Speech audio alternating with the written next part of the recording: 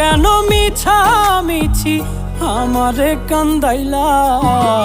তুমি কিন্তু আমার বন্ধু, শখের মানুষ ছিলা রে। তুমি কিন্তু আমার বড় শখের মানুষ ছিলা।